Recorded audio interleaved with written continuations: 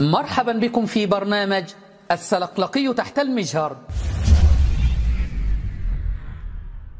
اليوم أتينا لكم بكفر جديد للسلقلقي ياسر الخبيث لم يسبق له مثيل.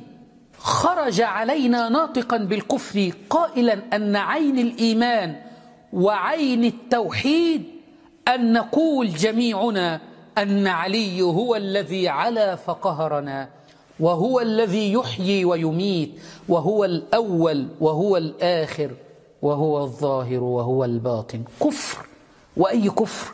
إنه كفر السلقلقي ياسر الخبيث. فقال، شوف دقق الآن أمير المؤمنين ماذا يقول لهم. قال لهم: أنا الذي علوت فقهرت، أنا الذي أحيي وأميت، أنا الأول والآخر والظاهر والباطن.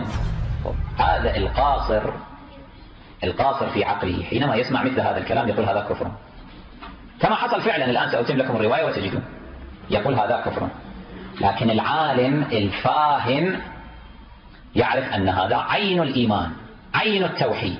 طبعا سيحاول يركع في آخر الفيديو بعد أن فضح أمره، أي هو الأول والآخر، أي أول من آمن برسول الله وآخر من رأى رسول الله صلى الله عليه وسلم، وهو المحيي المميت الذي أحيا السنة وأمات البدع. زندقة إخواني. يعني يصلح أن أنا أقول رامي عيسى أنا الخالق المحيي المميت؟ يقول خالق، أقول نعم، أنا الذي خلقت هذا الميق، أنا الذي أعطيت ابني الدواء فأحييته، أنا الذي أقتل هذا الحيوان فأميته. أعوذ بالله، كفر. الله يقول وهو القاهر فوق عباده. السلقلقي يقول لا، علي هو الذي قهر فعلى علينا.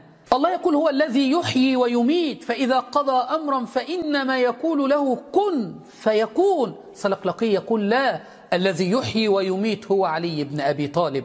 الله يقول هو الأول والآخر والظاهر والباطن، والسلقلقي يقول لا، الأول علي، الآخر علي، الظاهر علي، الباطن علي. ولا تجعل مع الله إلها آخر فتلقى في جهنم ملوما مدحورا.